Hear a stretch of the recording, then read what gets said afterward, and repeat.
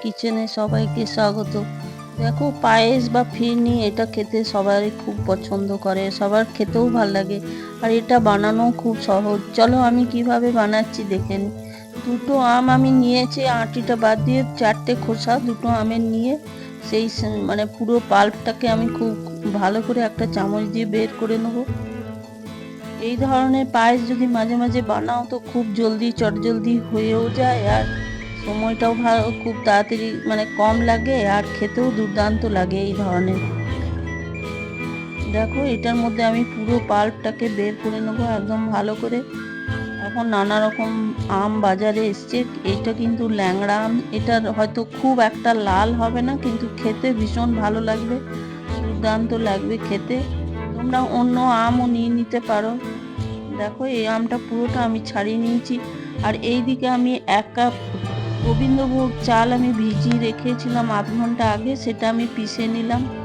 একটুখানি খুব মোটা সুজি যেমন পেষে সেইভাবেই সেটাকে পিষে নিতে হবে, একদম পেস্ট করা চলবে না। পেস্ট হলে কিন্তু জিনিসটাই নষ্ট হয়ে যাবে, ফিরনি বলে যে জিনিস সেটাই হবে না। দেখো, এটা আমি পিষে রেখে দিলাম। আর এইদিকে যে আমটা আমি পাল্পটা বার করেছি সেটাও আমি মিক্সিতে পিষে নিলাম। পিষে নেবার পরে এইদিকে দেখো, আমি একটা কড়াইয়ের মধ্যে 1 লিটার দুধ আগে চড়িয়ে দিয়েছিলাম। চড়িয়ে দেখো ফুটছিল, ফুটতে ফুটতে আমার প্রায় অর্ধেকটা হয়ে গেছে, লালচেও হয়ে গেছে দুধটা। এবার আমি ওই যে চালটা বেটে রেখেছি সেইটা আস্তে আস্তে দিতে হবে, কেন কি একসাথে দিয়ে দিলে হয়তো ফেটে যাওয়ারও ভয় থাকে। সেই জন্য আমি একটু একটু করে দেব, দিয়ে নাড়িয়ে নাড়িয়ে দেব। দেখো, এইভাবেই এটাকে নাড়াতে হবে। আর দুধটা যদি তুমি আগে ফুটিয়ে রেখে দাও তাও হবে, তাহলে আরো কম সময় নেবে। আমি কিন্তু একটু প্রায় 7-8 মিনিট আগেই দুধটাকে চড়িয়ে দিয়েছিলাম, তারপরে ওইদিকে যে আমের পেস্ট করা বা চালটা পেস্ট করা সেগুলো করছিলাম। দেখো, পুরো চালটাই আমি কিন্তু আস্তে আস্তে দিয়ে দিলাম। আমি এটা মোটামুটি 1 কাপ চাল আমি ভিজিয়ে রেখেছিলাম। দেখো, এটা সমানে কিন্তু নেড়ে যেতে হবে। এইটা কিন্তু একদম লো টু মিডিয়ামে রাখতে হবে, পায়েস তো সেই জন্য যত কম মানে ফুটবে, ফুটে ফুটে এটা মরবে, তখন এটা জানবে যে খুব সুন্দরভাবে জিনিসটাও হয়েছে।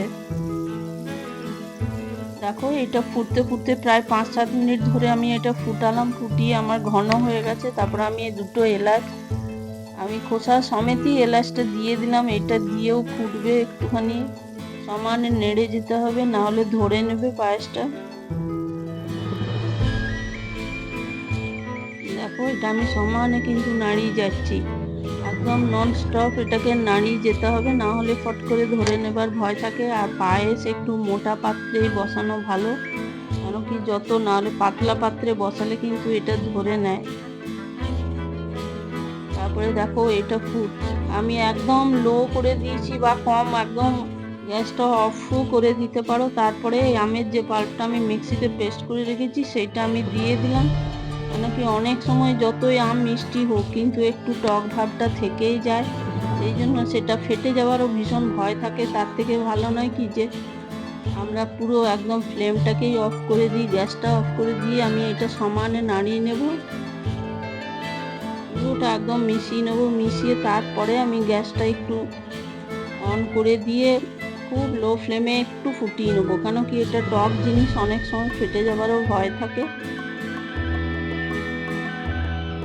এটা যদি তোমরা আর মানে না ফোটাও তাহলেও এটা চলে যাবে। দেখো, এটা আমার হয়ে গেছে। হয়ে আমি পুরো একটা বাটিতে সার্ভ করে নিলাম। সার্ভ করে আমি কিছু ড্রাই ফ্রুটস দিয়ে সাজিয়ে নিলাম।